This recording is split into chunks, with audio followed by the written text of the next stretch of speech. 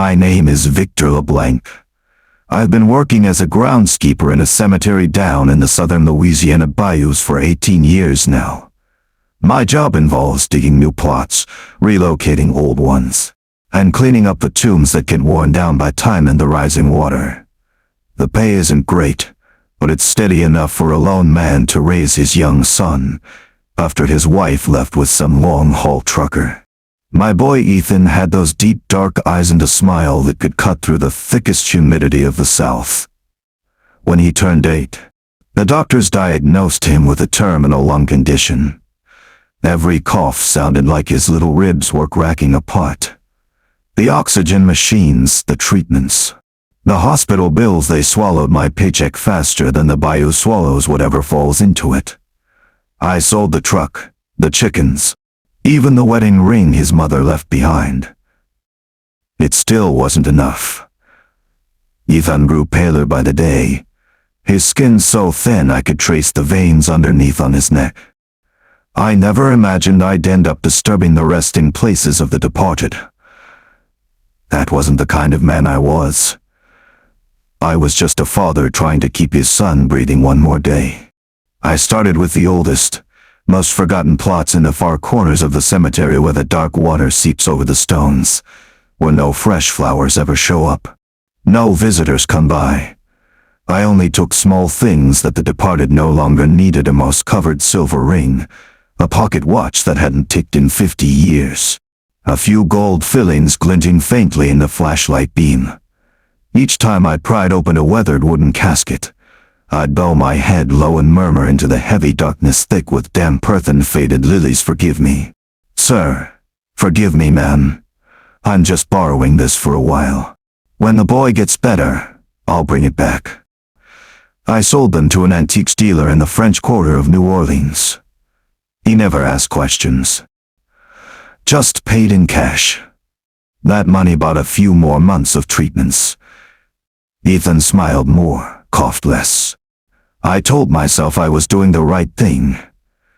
The departed don't need treasures anymore. The living do.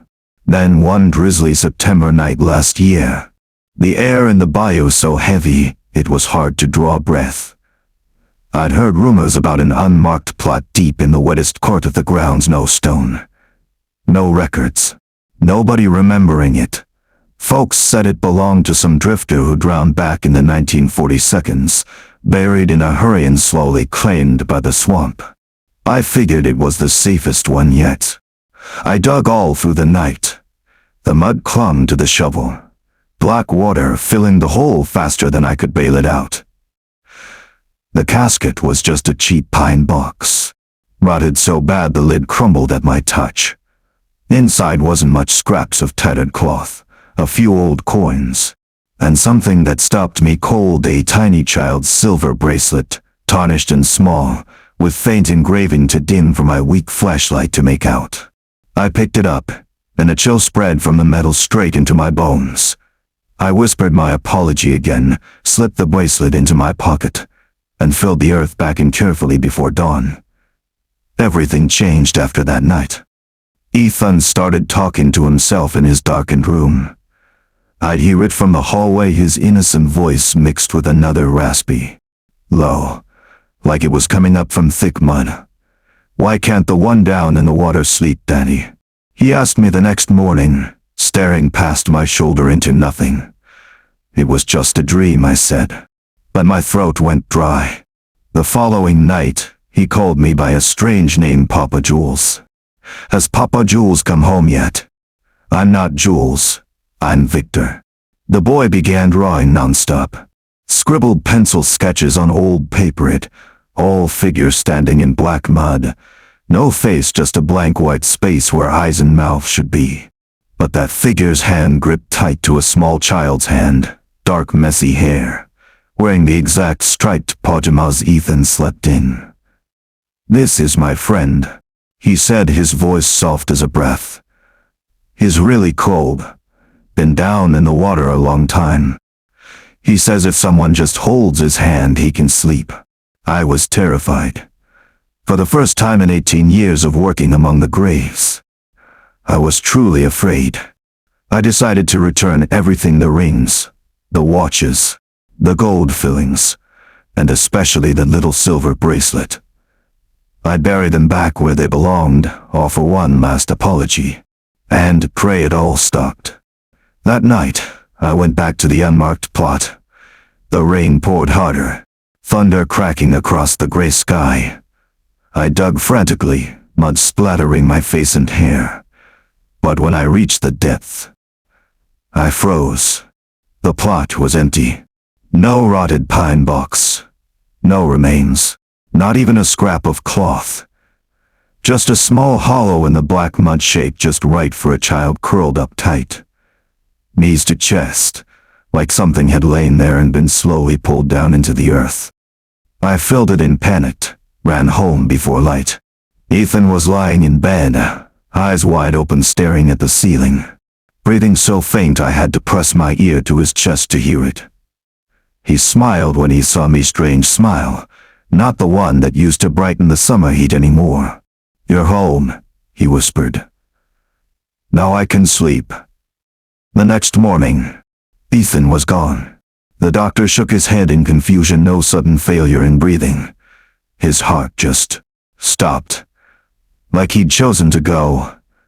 I couldn't cry. I just sat there, clutching that tiny silver bracelet I hadn't managed to return. 3 days after the funeral, a simple one, just me and a few kind neighbors. I went back to the bayou one last time. The ground was still soaked, the air thick with that rotting smell. This time, the plot had a stone, a small, brand new marker rising from the mud like it had always been there.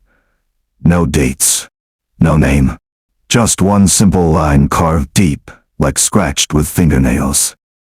RETURNED. I knelt there all night, rain soaking through to my bones. I understood then. Whatever was down there didn't want treasures. It didn't need rings or watches. It just needed a child to hold its hand, so it wouldn't be alone in the cold darkness of the bayou forever. And now my boy is there, holding the hand of the faceless figure, resting peacefully under the black mud. I still work as a groundskeeper. I still bow my head and apologize each time I open a casket. But now, I don't take anything. I just fill the earth back in more carefully, and whisper prayers that the spirits stay asleep. Because I know too well some things down there don't demand payment in valuables. They demand a small hand to hold, to ease the chill in the endless night. I disturbed graves to save my son. But in the end, I was the one who gave him away. My name is Caleb Whitaker.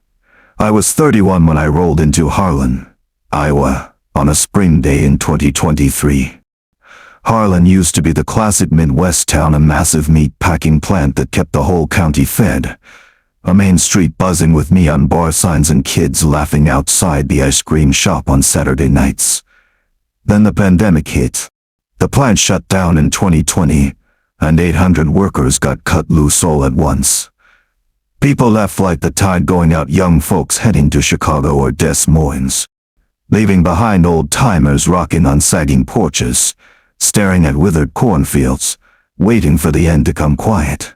I spotted the help-wanted ad on a crumpled local paper at a gas station off the highway.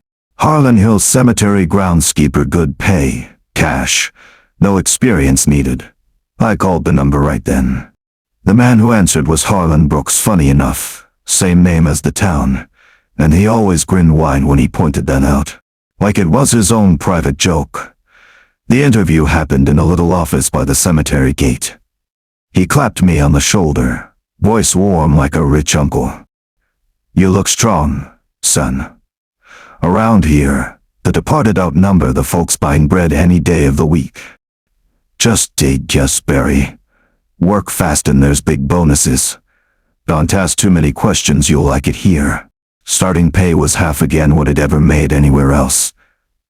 I signed the papers without a second thought. Figured it struck gold in the ashes of a town that was slowly dying. Harlan Hills Cemetery sits on a gentle rise west of town, big enough you can spot it from miles away on Highway 80. Thousands of gray granite stones lined up neat as teeth, dotted with old oaks and overgrown weeds. I worked alone most days. Brooks would swing by to drop paperwork, point out the next plot, then vanish in his shiny Ford F-150. The job was straightforward: dig 6 feet exact, wait for the casket, usually dropped off around midnight. Lower it in, fill the hole, set a temporary marker. Clean up. The caskets were always light. So light I could muscle them in solo without a hoist. No services, no mourners crying. Not a single fresh flower. Just the hill wind carrying damp earth and dead leaves. I got paid cash every weekend, fat brown envelopes. Brooks always added praise, doing great, kid. Push a little harder next week. The first few months went smooth as a dream. I rented a little clapboard house on the edge of town, bought a new fridge, sent money home to my mom in Nebraska to settle Dad's old hospital debts. Told myself this was the perfect gig outdoors, no boss breathing down my neck. Money rolling in so good I started dreaming about opening my own auto shop. I didn't wonder why a town under 2,000 souls needed 3 or 4 new burials a week. Old folks passing natural, I figured. Loneliness. Sickness. No family left. Normal for places like this. But then little things started creeping in, like weeds pushing through cracked concrete. First, it was the dead silence of those midnight burials. No weeping, no prayers. Just my shovel hitting dirt and the distant rumble of a diesel truck coming in the back gate. The caskets got lighter, like one time I nearly dropped it thinking the thing was empty. A few times. Lowering one in, you'd hear a faint rustle inside like plastic brushing wood. Once the cheap chemical smell hit me hard when I cracked the lid to check depth. Budget preservative. Bleach mixed with old blood. I asked Brooks about it just once, over Lone Star beers in his office. Why are the caskets so light, sir? And those late-night trucks coming in a lot. He laughed loud, slapped my shoulder till its tongue. Don't worry about it, Caleb. That's somebody else's business. You keep doing your part and the money keeps coming. Then he slid an extra thick envelope across $1 grand cash. I shut up, pocketed it and let the question die. But there was one night I can't shake. Late November 2024. Air sharp enough to cut skin. Wind howling over the hill like something moaning far off. That night's casket was especially light enough I double-checked I had the right one. As I lowered it, I heard scratching. Soft, slow, steady, like fingernails dragging on wood from the inside. Not frantic, not strong, just a tired, hopeless effort, like whoever it was had been trying too long and was about to give up. I stood frozen over the open grave, flashlight beam locked on the sealed lid. The scratching paused, then started again, slower, weaker. Cold crawled up from my boots to my neck, even through my heavy coat. Told myself rats, or the wind shaking things, or my mind playing tricks. I filled that hole faster than ever. Dirt raining down on the lid sounded like hail on tin. The scratching stopped the moment the first layer covered it. I didn't sleep that night. Lay in bed in my rented house, staring at cracked ceiling plaster, listening to the wind outside. And I still heard the scratching, not from the grave anymore, but inside my own head. The money kept coming. I bought a brand new Dodge Ram, cherry red and gleaming. Sent Mom $5 grand at a time for roof repairs and a window AC unit. I started digging plots a week ahead, filling them lightning fast for double bonuses. I stopped asking. I didn't want answers. I just wanted the cash to keep flowing. Everything cracked open in the fall of 2025 when Walmart out of Des Moines bought the East Hillside cheap for a supercenter, the economic savior the Harlan mayor bragged about in the papers. They demanded full relocation of the old section. County sheriff, state forensics, federal environmental crews showed up in droves, white hazmat suits, cameras recording every shovel fuel.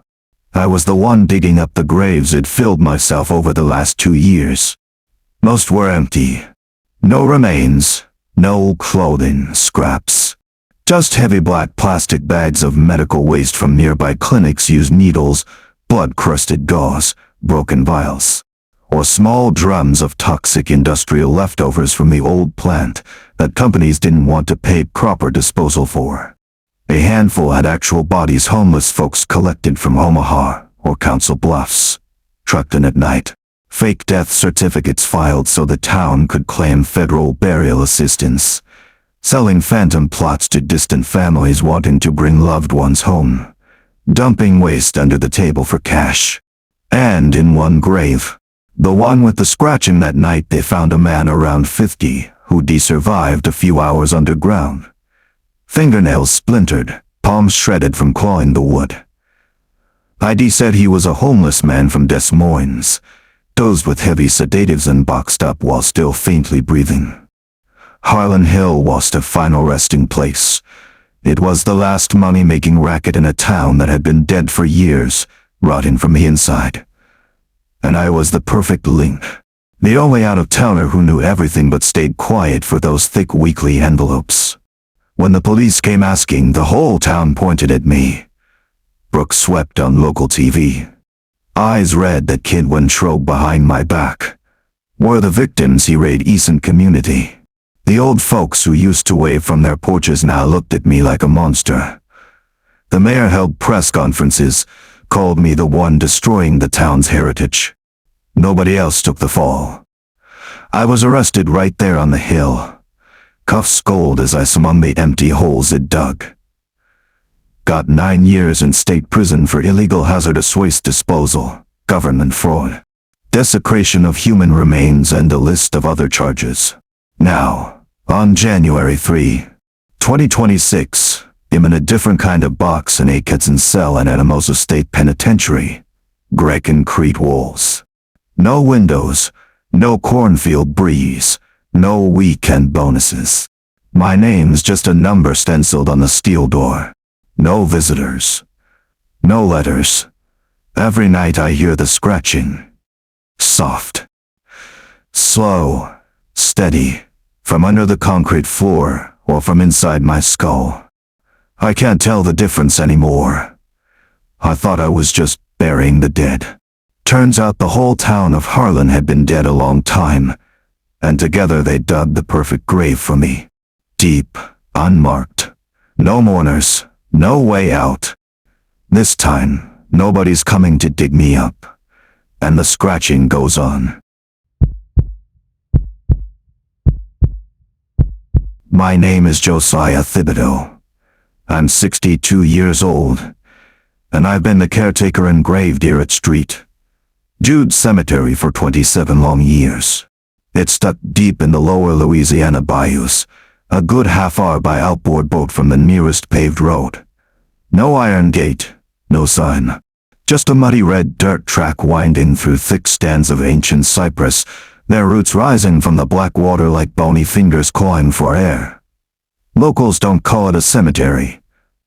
When they need to make something disappear without a trace, they just say take it down to old Josiah's place. At Jude's, not every grave gets a name. And not every child that passes is allowed to have ever existed on paper. I took the job in 1998, right after old Buptis, the man before me, dropped dead of a stroke out in the swamp. They found him floating beside his battered pirogue, face purple, still gripping the paddle like he was trying to row somewhere nobody knew. A parish official in a cheap suit, face swollen with mosquito bites, tracked me down while I was nursing warm beer at a roadside bar. He slid a thick envelope across the table and kept it short. You're strong, you're quiet. You need money for your kids. You in? I nodded without asking questions. My wife had just lost her fight with liver cancer, leaving me with 4 hungry little ones staring up at me with big round eyes, hospital bills piled higher than the mud under my boots. I didn't see any other way. The work was simple in a way that child the blood take deliveries at night from unmarked trucks. Headlights off, creeping slow down the dirt track to keep quiet. The drivers never stepped out. They just open the tailgate and slide out small caskets wrapped in black plastic light as nothing. I dig shallow plots, the swamp soil is soft, always shifting, ready to swallow. Lower the box, cover it. Smooth the surface level with the water. No marker, no flowers, no prayer spoken aloud. The paperwork was one short typed line incident during processing. I'd scrawl my name in the corner, take the cash, burn the copy right there so the ashes scattered on the night breeze. The remains came from places you're not supposed to name: Angola Youth Facility, Bayou Foster Homes, locked wards in New Orleans, back alley clinics in Baton Rouge. Sometimes newborns wrapped in old towels, sometimes older. 12, 13 eyes still wide open like they never got the chance to understand. I never asked. I never once asked. I told myself I wasn't the one hurting anybody. I was just cleaning up what the system didn't want to admit had ever been. Those plots were crowded into the farthest corner, where water stands year-round and mosquitoes hum like unspoken cries. Tiny graves, just big enough for a child, scattered in uneven rows a few yards apart so the ground wouldn't sink too fast. Nobody ever visited. Sawgrass grew thick, cypress roots draped down to hide every trace.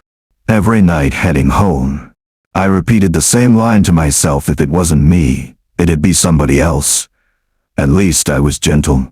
Whispered a quick Hail Mary before the last cheval fuel. The money put food in my kids' mouths, got them through school, paid off debts, bought a little raised house on higher ground where the water couldn't reach, let me live quiet and unbothered out in the swamp. I lived that way for nearly 3 decades, until the summer of 2024. The parish decided on a big drainage project to protect new subdivisions a few miles away. They needed to relocate that whole far corner of street. Jude's the exact spot where the nameless ones lay under black mud. For the first time in 27 years, I had to dig up what I'd put down. I worked alone daytime, under the brutal August sun that made the air thick as the breath of some dying beast. The ground was too soft, the shovel sank easy, black water bubbling up to fill each hole as soon as I finished. Cheap pine boxes had rotted almost to nothing. Just scraps of black plastic tangled in roots and mud.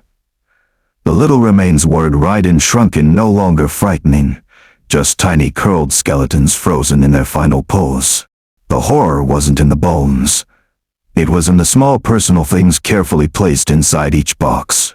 Every single one held something: a faded blue baby sock, a cracked plastic butterfly hair clip, a pair of dirty white shoelaces knotted together, a rag doll missing one but an eye, a red string bracelet, and always a folded white paper tucked right under where the skull rested like somebody meant for it to be found later. I opened the first one with shaking hands, sweat dripping onto the ink. 3 short lines, typed clean, date 3/14/2007, shift 10 o'clock p. To 6 o'clock Person certifying passing Josiah Thibodeau. The signature at the bottom was mine exactly. The same sloppy scrawl, the same loop on the X. But I never logged shifts. I never kept originals. I signed once on the only copy, then burned it on the spot. The second paper, the third, the 10th, the 20th, all the same. My name, my handwriting. Dates stretching steady from 2000 to 2019, regular as a countdown.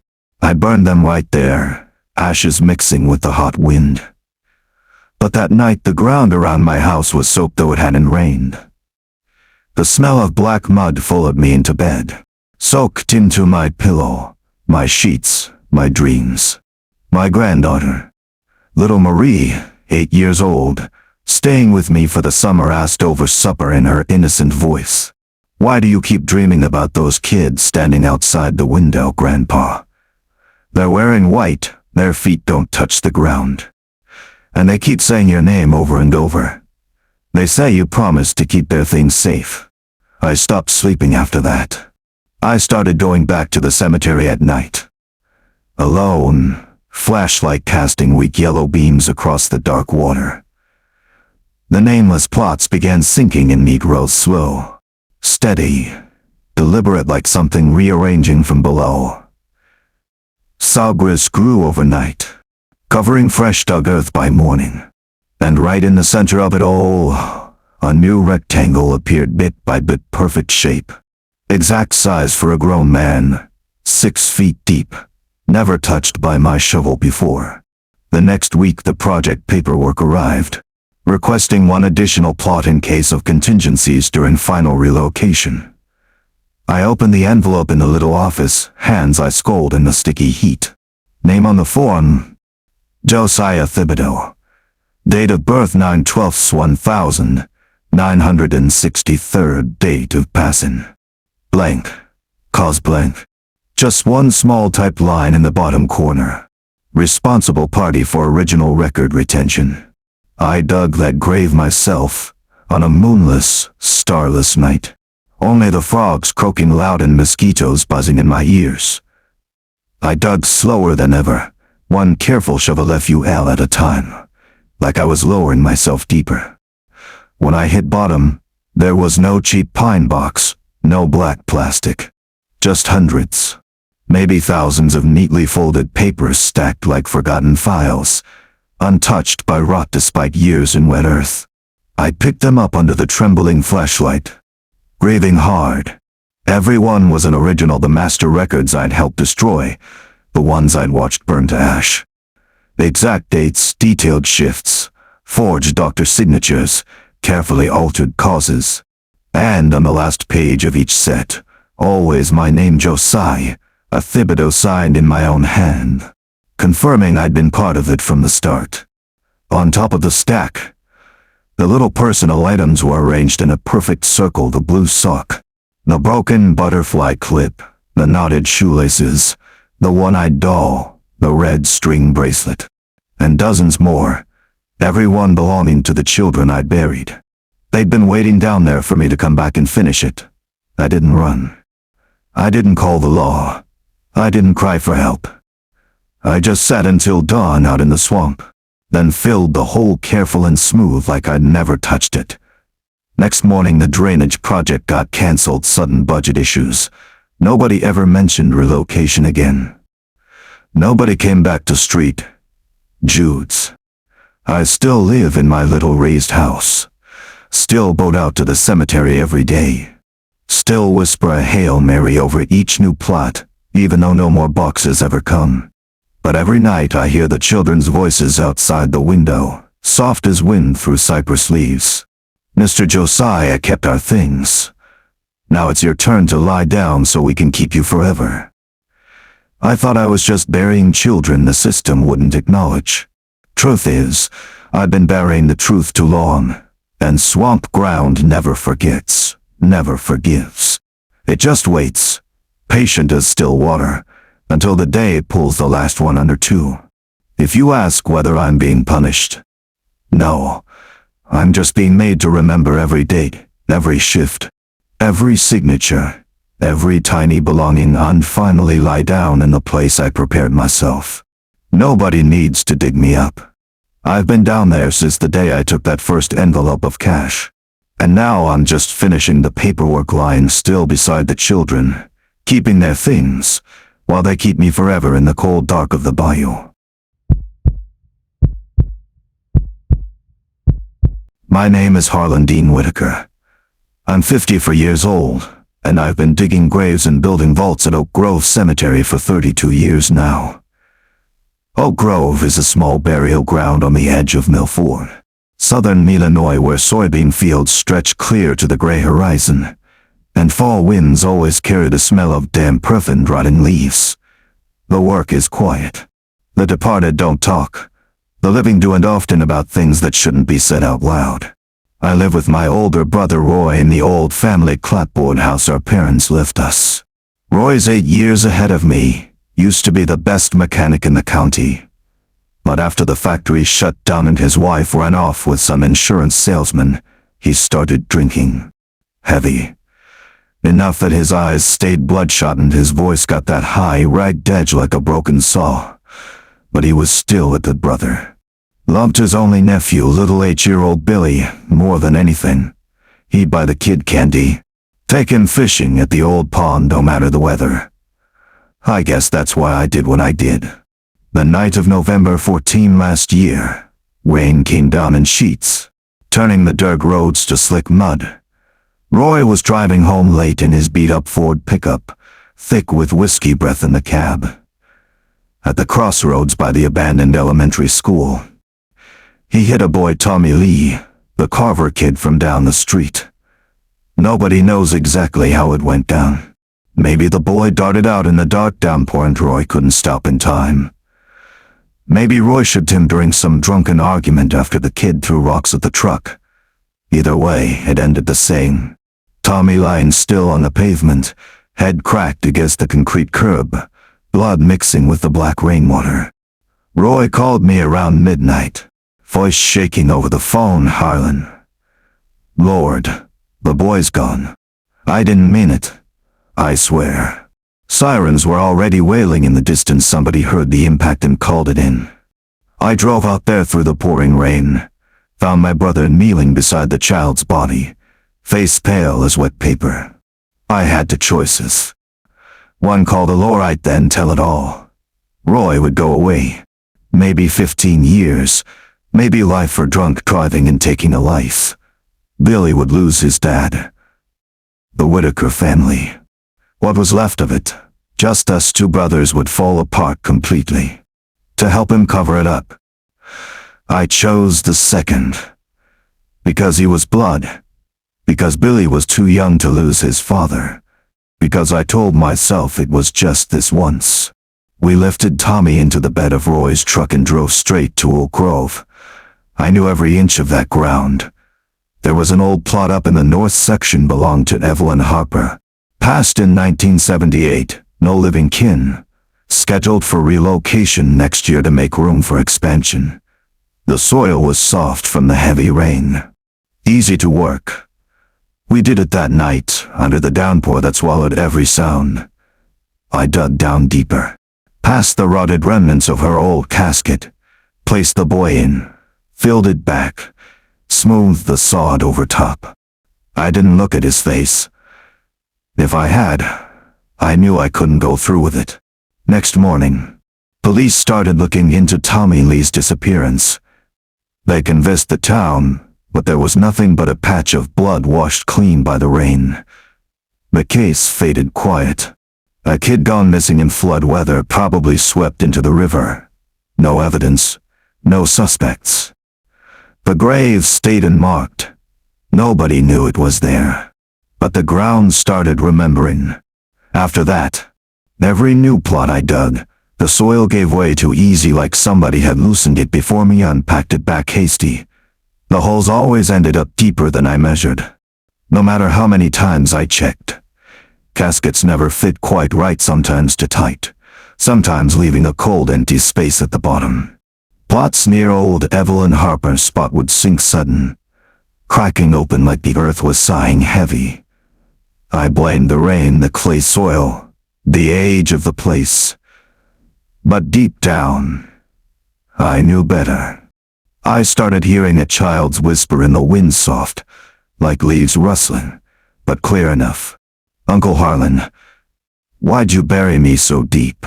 A year later, the cemetery got approval for expansion. I was assigned to exhume the north section, starting right with Evelyn Harper's plot, moving her remains elsewhere. I knew what was coming.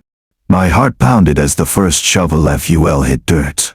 When I pried open the decayed wood, the boy's body wasn't there anymore. Just his yellow rain slicker, folded neat like somebody took it off and set it down careful. And on the inside of the old casket lid, 5 clear small handprints in black mud, like a child's palms pressing up desperate from below, clawing to get out. But not strong enough. I stood frozen in the light fall drizzle. Right beside the old hole, the ground gave way sudden, a fresh rectangle sinking in perfect. 6 feet deep, dirt tumbling down like it was calling, waiting. A few days later, Billy vanished. Gone from the backyard on a drizzly afternoon. No trace. No cry. Nobody saw a thing. Police turned the town upside down again. Posters up everywhere, missing child. Roy fell apart completely. No more drinking. Just sitting blank on the porch, staring out at the withered cornfields. I went back to the cemetery alone, on the heaviest rain night of the season. In that new sunken hole, I found Billy's plastic toy truck. The red one he always pushed around the yard. No body. No clothes. Just the truck sitting tidy at the bottom. Wheels still caked with fresh mud, and a blank wooden marker leaning against the side, the kind I use for temporary plots. I understood right then. It wasn't that somebody took the boy, wasn't dragged down. It was a trade. The ground took one child to replace the one buried wrong. Fair in its own way. One life for one life. One family secret kept by another, blood paying with blood. Roy never asked what I'd done that night Tommy died. He just looked at me one last time, eyes red-rimmed, then hanged himself in the shed out back exactly a week after Billy disappeared. Police ruled suicide. Grief over losing his son. I still dig graves at Oak Grove. Still quiet as ever.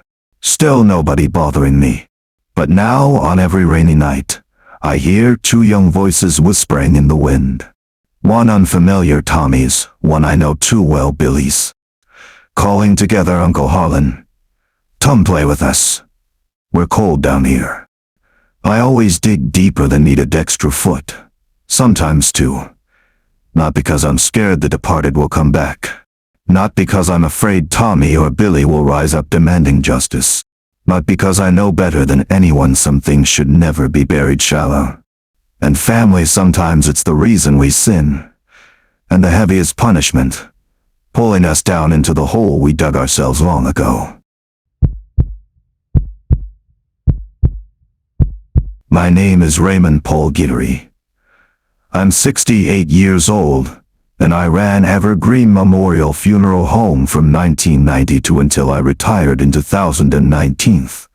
I signed thousands of death certificates, arranged thousands of services, and thought I'd seen every way the wealthy bend the truth with money. But there's only one case I can't shake. Not because it was complicated, because it was too clean in a way that sends a chill down your spine. July 12, 2008. Around 3 in the morning, the phone rang in my old raised house on the Mississippi riverbank. The voice on the other end was Charles Lamois, one of the richest men in East Baton Rouge Parish, owner of a chain of car dealerships stretching from New Orleans to Lafayette. Calm, almost polite Raymond. We need your help with an urgent matter. My son got into some trouble. We'll pay triple your usual rate. Plus a private bonus would expedite everything. I knew better than to ask for details. In my line of work, questions just make things more expensive. And riskier. By $5. A sealed casket was delivered through the back door of the funeral home. No mourners. No flowers. No official coroners release the one thing you're supposed to have before burial. Instead, Mr. Lamois set a thick envelope on my desk and a death certificate already signed by a doctor I recognized from the country club. Cause of death: multiple organ trauma due to motor vehicle accident. Name on the form: Marcus James Thibodeau, age 19, homeless. No known family. I didn't open the casket to verify. I didn't call the parish coroner to confirm. I needed the money. Money to cover the mortgage. Money to keep Evergreen afloat during the recession. Lamois paid enough for my silence. The service was held 2 days later. Private. Just the Lamois family and me. The casket went into the ground in their exclusive family plot at Evergreen, right beside the grandparents' vaults. Polished black granite marker, engraved with the name Marcus James Thibodeau, dates of birth and death, and a short scripture: resting in the arms of the Lord. Nobody cried. The only son, Charles Langlois Jr., or Charlie as everyone called him, stood off to the side in dark glasses, hands trembling as he tossed the first handful of dirt. I caught him glancing at the casket like he expected it to pop open. I thought that was the end of it. 17 quiet years passed. I retired in 2019, sold the funeral home to a big chain, moved back to my river house. I avoided driving past the Langlois lot whenever I went by Evergreen, even from a distance. Then, in October 2025, a real estate developer won and disputant got approval to relocate the entire Langlois family section for a luxury apartment complex. Parish forensics and state police oversaw every exhumation. They called me in as the old witness, the only one still alive who'd signed the original paperwork. October 18, under a heavy gray sky thick with coming rain, they opened the grave marked Marcus James Thibodeau. The body inside wasn't Marcus. It was a white man, mid-40s, unkempt beard, ragged clothes, old track marks on his arms. In the torn pocket of his jacket, a Greyhound bus ticket from Mobile to Baton Rouge dated July 11, 2008, and a crumpled scrap of paper scrawled in pen, "If I die, call Charlie Langlois. He owes me an apology." DNA later confirmed it. Daniel Ray Porter, homeless, died of hypothermia and alcohol poisoning in an alley behind a downtown Baton Rouge bar on the night of July 11, 2008. There was no trace of Marcus James Thibodeau ever being buried there or anywhere else in the state. Reopened traffic records showed on the night of July 11, 2008, a silver Porsche 911 registered to Charles Langlois Jr. struck and killed Marcus Thibodeau as he crossed the street. Doctor fled the scene. Victim died instantly from severe head trauma. But the official coroner's report filed later read, "Body not recovered, possibly swept away by floodwaters due to heavy rain. No further investigation. No charges. Marcus was never buried. He just vanished and was replaced by an unlucky homeless man so the story could stay buried under polished black granite." That exhumation day, Charlie Langlois, now 43, still single, living alone in the family mansion, showed up unannounced at the cemetery. He stood about 30 feet from the open grave, dressed in a black suit, no sunglasses this time, face pale as cold stone. When the lead forensic tech read out the preliminary ID, remains do not match records. Actual identity, Daniel Ray Porter. Charlie took one step back and clutched his chest over the suit jacket. Eyes wide, mouth open like he was finally going to say it, the apology he adored all those years, but no sound came. He collapsed right there beside the open hole before anyone could reach him. Heart stopped instantly. Official cause: acute myocardial infarction. No remaining Langlois family came forward to claim the body. I stood there all afternoon in the steady drizzle that finally started falling, watching two graves side by side, one empty now. Because it had held the wrong man for 17 years, one freshly dug for the man who'd just dropped 6 feet deep, wet earth smelling of the Mississippi. 17 years. Exactly the span of time Marcus had lived before being denied even a grave. Some deaths are bought with cash. Some certificates are signed with thick envelopes. Some bodies are swapped so stories can sleep quiet under dirt and stone. And some debts come due late, but to the right person on the right day, in the right place. The case closed October 20, 2025. No further charges. Nobody asked me anything else. But on every rainy night since, when I doctor past what's now flattened ground at Evergreen ready for those new apartments, I slow down all the same. And through the rain ticking on the windshield, I still hear a young man's voice, soft as a whisper. Not angry, not accusing, just repeating the same simple question over and over. "Mr. Guidry, is it fair now?"